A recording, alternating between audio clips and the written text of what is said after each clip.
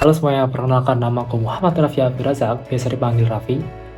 NIMku 250951108. Nah, kali ini aku bakal bahas mengenai 4 seri praktikum yang udah aku lakuin di mata kuliah bakteriologi dan mikologi. Yang dimana aku bakal bahas mengenai alat-alatnya, habis itu ada pembuatan media, isolasi bakteri, pewarnaan gram, uji biokimia, dan juga uji kepekaan antibiotik. Oke, jadi kita langsung masuk ke praktikum pertama. Untuk awalan, kita bakal bahas praktikum pertama yang dimana kita dikenalkan oleh berbagai alat yang ada di laboratorium. Yang pertama ada gelas ukur untuk mengukur volume larutan, lalu cawan Petri untuk membiakkan mikroorganisme, autoclave untuk sterilisasi dengan uap panas di suhu 121 derajat, laminar airflow untuk menyediakan area kerja steril, lalu inkubator untuk menjaga suhu pertumbuhan bakteri, dan juga masih banyak lagi. Nah, setelah pengenalan alat, kita bakal masuk ke media pertumbuhan, dan setelah media tadi siap, kita masuk ke isolasi bakteri menggunakan sampel feses ayam.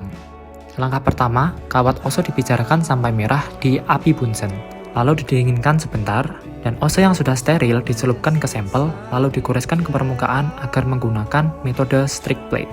Lalu, cawan langsung ditutup rapat, dibungkus, dan diinkubasi di suhu 37 derajat selama 24 jam. Setelah inkubasi, koloni bakteri sudah mulai tumbuh. Lanjut ke praktikum kedua, kita akan melihat bentuk dan sifat bakteri melalui pewarnaan gram. Dan ini penting karena menjadi langkah awal untuk mengidentifikasi bakteri.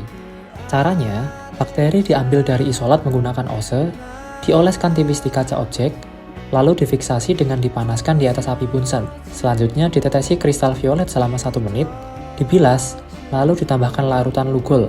Setelah dibilas lagi, preparat didekolorisasi pakai alkohol. Baru ditetesi safranin sebagai pewarna akhir. Semua dibilas dan preparat siap diamati di bawah mikroskop dengan bantuan minyak emersi. Hasilnya, bakteri yang berwarna merah berarti gram negatif, sementara yang biru berarti positif. Pewarnaan gram ini sangat relevan di lapangan karena membantu dokter hewan atau analis lab untuk menentukan jenis antibiotik yang kemungkinan efektif sebelum hasil uji lebih lanjut keluar.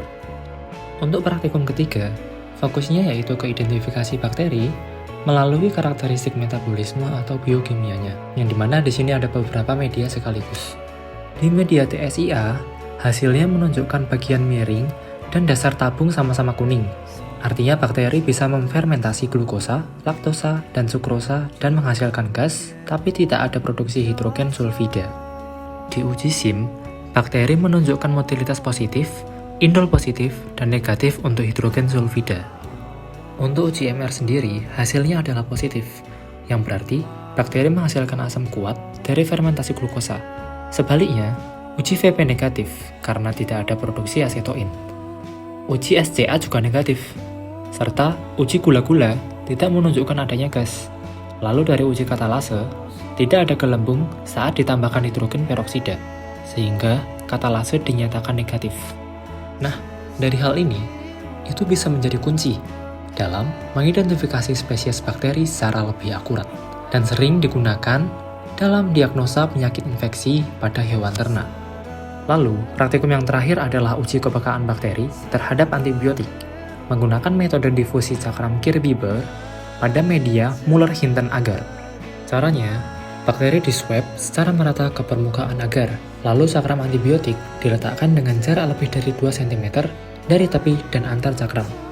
Cawan kemudian diinkubasi 24 jam pada suhu 37 derajat dan keesokan harinya zona hambat di sekitar cakram diukur. Hasilnya, kanamisin menghasilkan zona hambat 24 mm dan dikategorikan sensitif atau peka.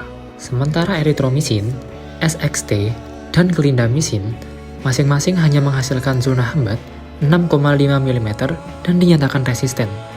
Oke, jadi tadi itu adalah 4 seri praktikum yang udah aku lakuin di mata kuliah bakteriologi dan mikologi. Terima kasih yang sudah menonton dan sampai jumpa.